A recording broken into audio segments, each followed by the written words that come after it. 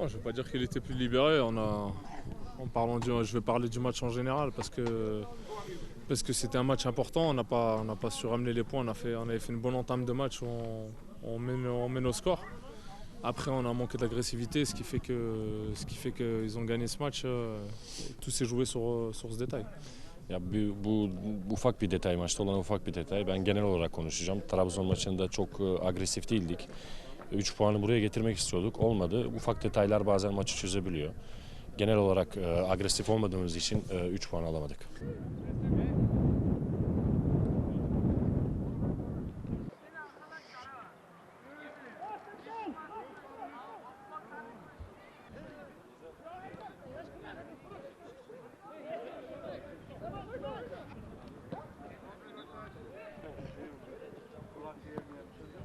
Je ne mets pas de pression, mais on sait que c'est le match quand même de la saison. On sait que tout peut se jouer sur ce match-là et on va donner le meilleur de nous-mêmes. On va tout donner pour gagner ce match, Inch'Allah, parce qu'on sait on va être poussé par toute une ville et tout le club qui est derrière ce match-là. Et il y a tout le monde qui a à cœur qu'on fasse une bonne performance et nous-mêmes. Donc on est vraiment concentrés. On va essayer de bien s'entraîner tactiquement, etc. pour Inch'Allah gagner ce match.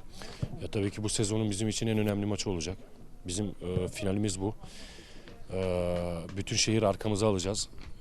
Bütün bu sezonun bu ikinci bölümünün belki de affettirebileceğiz şehrimize, taraftarlarımıza. Çok iyi hazırlanıyoruz, çok iyi konsantre olduk. Tekrar söylüyorum, final maçı bizim için o değerde maça çıkıp bütün ne varsa en iyi şekilde göstereceğiz sahada performans olarak.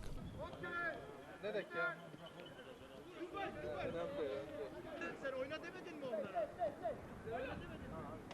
Hadi. Öyle beklersen hadi alırım topu.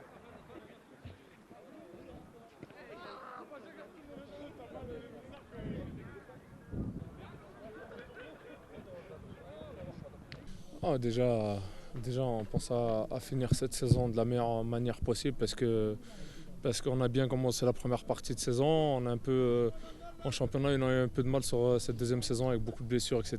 On ne doit pas se cacher derrière toutes ces excuses, etc. Et il faut qu'on sauve notre saison sur ce match de coupe. Et on a à cœur de vraiment bien finir cette saison pour le club, pour les supporters qui ont été là présents depuis le début de saison.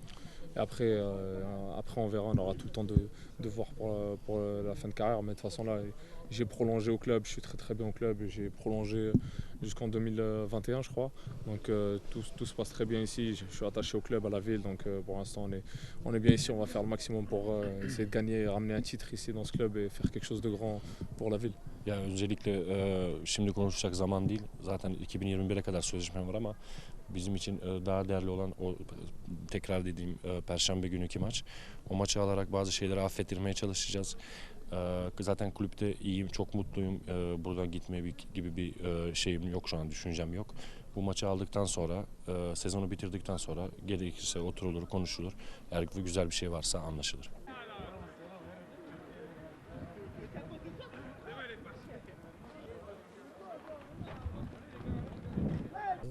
İstanbul'da beraber kaldık.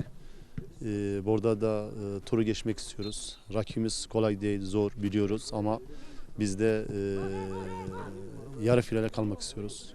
Kupayı almak istiyoruz. Onun için tabii ki önemli bizim için buraya kadar geldik. Final oynamak istiyoruz ama dediğim gibi burada tabii biz hem teknik heyet, hem futbolcular, hem taraftar, hem camia bunun farkındayız. Bu fırsatı iyi değerlendirmek istiyoruz. Kendi sahamızda oynayacağız. Ama burada en büyük destekçilerimiz taraftarımızdır. En büyük gücümüz taraftarımızdır. Sizin aracınızda bütün taraftarımızı inşallah Perşembe günü statta bekliyoruz. Taraftarla beraber Allah'ın izniyle ben turu geçeceğimize inanıyoruz. Ama kupayı inşallah Malatya'ya getirmek istiyoruz ama önce Perşembe günkü maçı turu geçmek istiyoruz.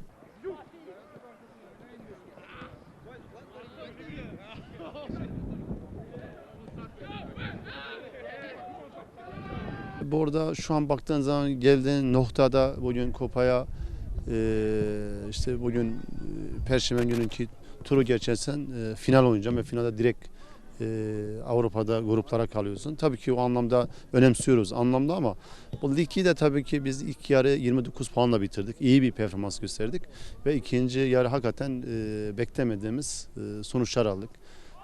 Ama inşallah önümüzde 5 maç var ama tabii şimdi önemli olan bizim Perşembe günkü kupa maçımız. Kupa maçımız Allah'ın izniyle inşallah turu geçer. Ondan sonra da tabii ki lige döneceğiz. Ligde de hedefimiz var. Ligde de ilk 6'da demiştik. İlk 6'da bitirmek istiyoruz.